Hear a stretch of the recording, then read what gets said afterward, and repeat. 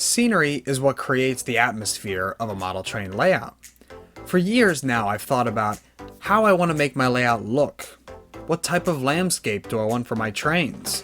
Huge mountains, rolling hills, flat desert plains? But wait, isn't my layout just a big desert plain right now? Yep, and it's been like that for a while.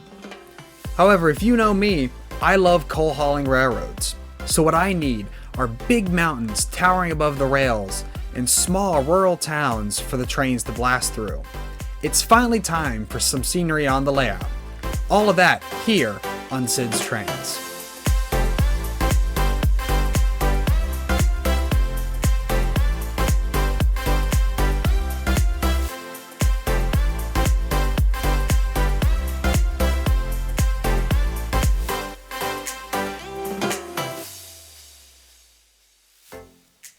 Hey guys, Sid from Sid's Trains here, and welcome back to the channel. Hope you're all having a great day.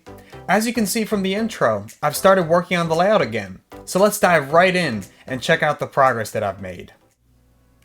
Something that I'm always looking for in a layout is a nice passenger terminal, or station, for trains to depart and arrive at.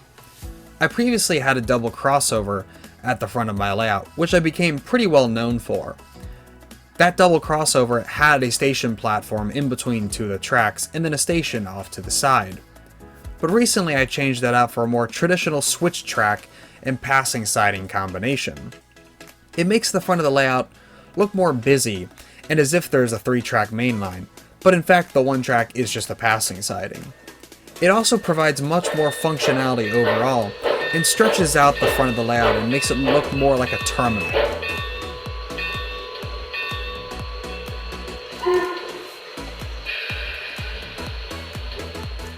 I have installed a long platform that fills the front of the layout and is the center of attention. The platform itself is a thin foam type sheet that is cut, scored, painted, and weathered to look like concrete. This method is inspired by my good friend Johnny from the Optimus YouTube channel. He showcased this method in one of his videos where he built a concrete pad for his yard. If you're interested in doing this for yourself, go check out Johnny's video. The link is in the description below. The finishing touch, and my favorite part of this scene, is the lighting. I added 4 carriage lamps to the platform to provide illumination for sleek nighttime scenes.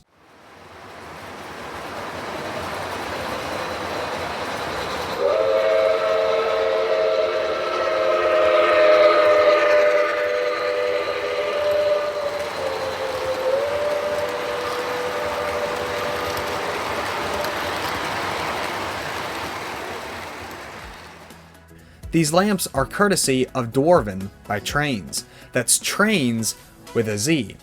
The Dwarven Lighting lineup offers so many options for your layout. They have signals, street lamps, interior lights, etc.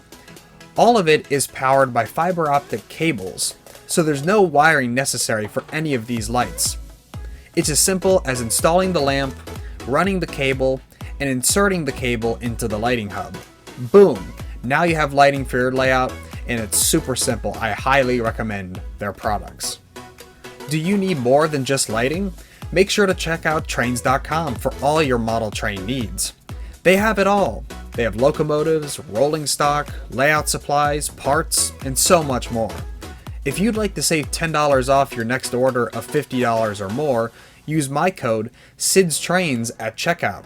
And also use my affiliates link, www.trains.com/SidsTrains. Your support is greatly appreciated. Now arriving from Baltimore on track 1, train number 21, the Washingtonian.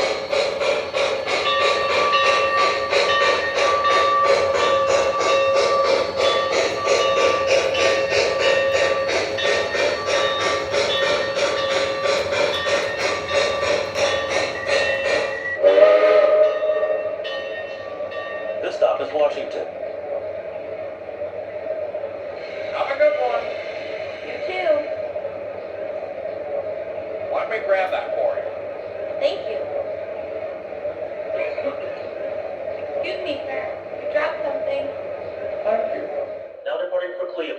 track 1, train number 21, the Washingtonian. Pardon me. Hurry up now. Let me grab that for you. Tickets out, folks. All aboard! Careful on the steps now. Hurry up, we're gonna miss our train.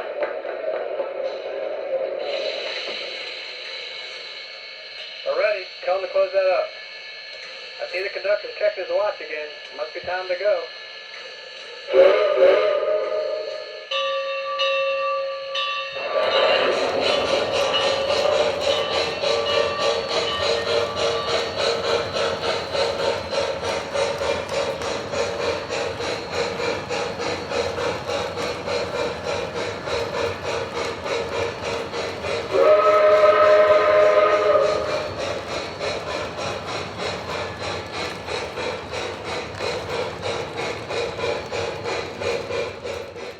One of the crown jewels of my layout is the 34-inch Millhouse River Studios turntable. Truly the greatest investment I have ever made in this hobby. I can say nothing but good things about the turntable and Millhouse as a company. After over 2 years, I have finally installed most of the detail parts onto the turntable.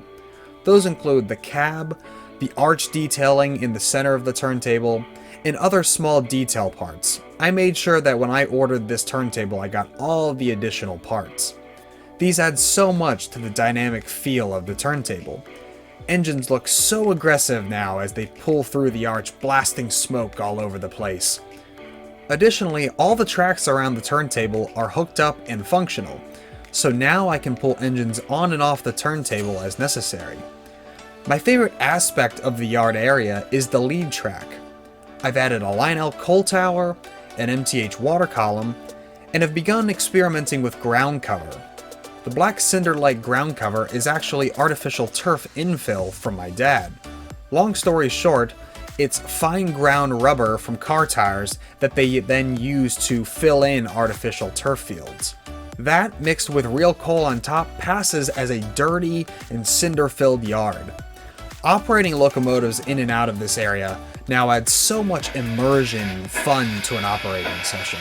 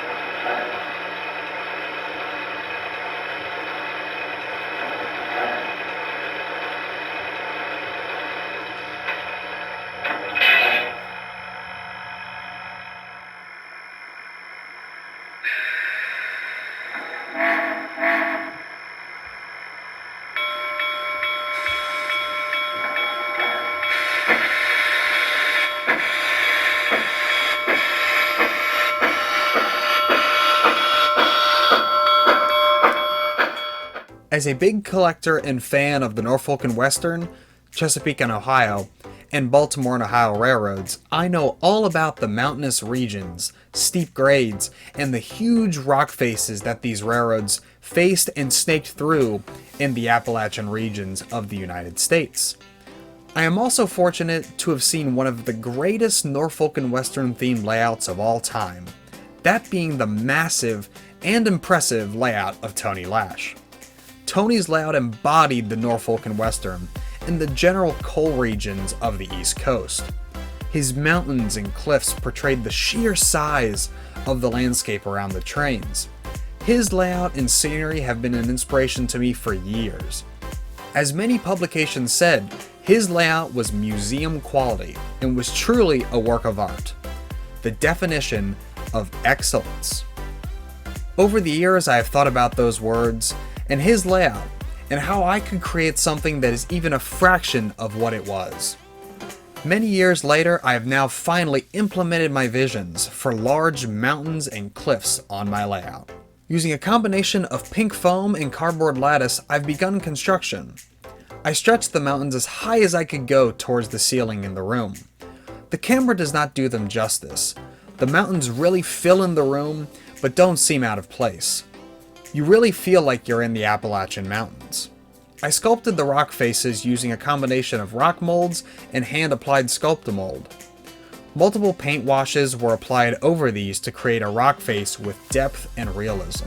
Additional ground cover, clump foliage, and trees, including some that were homemade, have been applied to create this immersive scene. My favorite part is the light green clump foliage plastered on the vertical parts of the mountain. It provides a good transition from the curved parts where I can get the ground cover and then the sheer rock faces. I really like the color and I really like the way it looks. Even though I've reached this point, this is only the beginning. A layout is never finished. More trees and continuation of the mountains around are in store for the future. But for now, I'm just going to soak in the beautiful sight of long coal drags and sleek passenger trains roaming throughout these new scenes on the layout.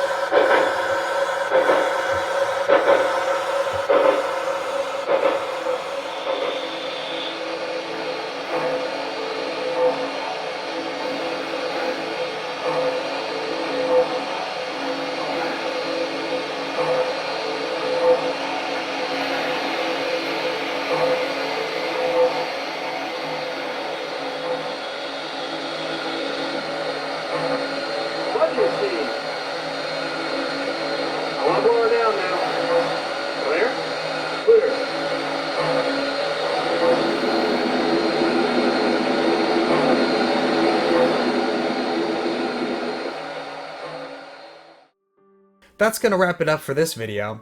I hope you all have enjoyed. Let me know down in the comments what you think, and let me know what you'd like to see on the channel. But as always, like, subscribe, and click the bell for notifications. I'm Sid, and I'll see you next time.